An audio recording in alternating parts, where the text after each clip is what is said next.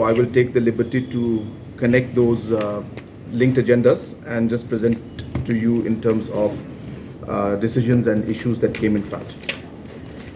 The first decision that was taken today in the cabinet was regarding procurement of land for tourism infrastructure, which is being done near Nong Mahir Lake in Ribhoi. And this is being done, as I said, to increase the overall land bank with the state government so that tourism projects can take place. And we all know that this area, Nong Mahir Lake area, is very beautiful and very scenic and has a huge potential for tourism. And hence, with the procurement of this land, we will be able to take up tourism projects in this area. Second decision that was taken was regarding the increase in terms of the rate of tax on diesel. As you're aware that the price of diesel between Meghalaya and Assam as of now is quite high. Guwahati, the rate is 90 rupees 33 paisa, whereas in Khanapara it is 84 rupees 10 paisa. That means a difference of 6 rupees 23 paisa in diesel is there right now between Khanapara and Guwahati. And hence, obviously looking at the overall revenue for the state, we have decided to increase it in a first stage by 50 paisa. And so as I said, we will keep two things in mind. Number one, that there should be a kind of a difference in the rate so that we have a rate advantage between Guwahati market and the Ribhoi and Khanapara market. And number two, that we will always keep in mind the national average so that the overall rates do not go above the national average. And we have been always maintaining that Meghalaya is, as of now, maintaining one of the lowest rates of petrol price and diesel price in the country as of now.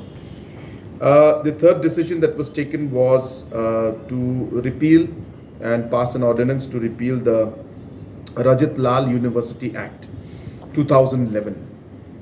As you're aware, the Rajat Lal University 2011 Act was passed in the Assembly in 2011, but for multiple reasons till 2020 the assent of the governor was not given. In 2020, finally the assent of the governor came in the month of February. But from February till now, also we're not seeing any significant move being done by the university. The private university commission that we have that regulates these private bodies have also written to the said university number of times, asking for their current status, but no satisfactory reply has come from their end. And hence, after following due process, the cabinet today, the proposal was brought to the cabinet to pass an ordinance to repeal the Rajat Lal University Act 2011. The fourth decision that was decided today was in terms of the value-added tax when it came to excise as well as to petrol and diesel. Basically, the decisions that were made, there were multiple decisions made. I'm just combining all of them. The idea being is to streamline the overall collection of the VAT. With this, there is no change in the rate, so there's no impact on the consumer. But small changes like the time within which the concerned business houses should pay the VAT collected to the government as per the collections taken place. So the timings of that have been changed. Earlier, for example, just giving you a small example, earlier, for example, in the petrol pumps, they had a period of 3 months of reconciliation for the VAT. So which means that if the VAT was collected on day 1, they could wait till day 100 to pay the VAT money collected by them already to the government. They would have about 100 days to pay that amount to the government. We have reduced that and we've made it into 30 days. So within a month's time, they have to reconcile, and whatever VAT has been collected, they should submit it to the government exchequer. So deposit it in the government account. So this kind of amendments have been made. Basically, the idea being to streamline the entire process of VAT collection, which will have no impact on the tax being levied on the consumer as such, but it will only ensure that the efficiency of the collection and the timing of the collection is streamlined. The last decision that was made in the cabinet today was regarding the Meghalaya taxi aggregator operational rules that were there. So this act was passed a very long time back, if you remember, in 2020, but the rules were not framed. Hence, we have finally framed the rules, and hence there will be a basic license fee for individuals or companies, aggregators who would like to have this service.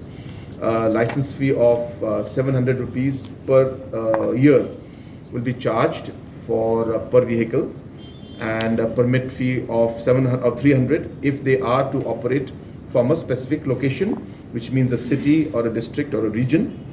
And if they were to operate throughout the state, then the amount would be 1300 rupees as license fee, and permit would be 200 only. 200 only. So permit will be 200. I'm sorry, I said 300 for the permit. Permit is 200.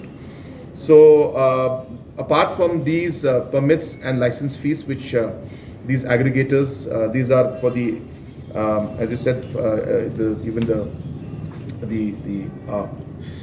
two-wheeler aggregators. So this was set. We also finalized the rates at which the vehicles, the passengers will have to can be charged. So the rate is, the proposed fare is 10 rupees for the first kilometer and 5 rupees for subsequent kilometers, and a holding charge of 4 rupees for every 5 minutes. So this has been also finalized for the bike taxi.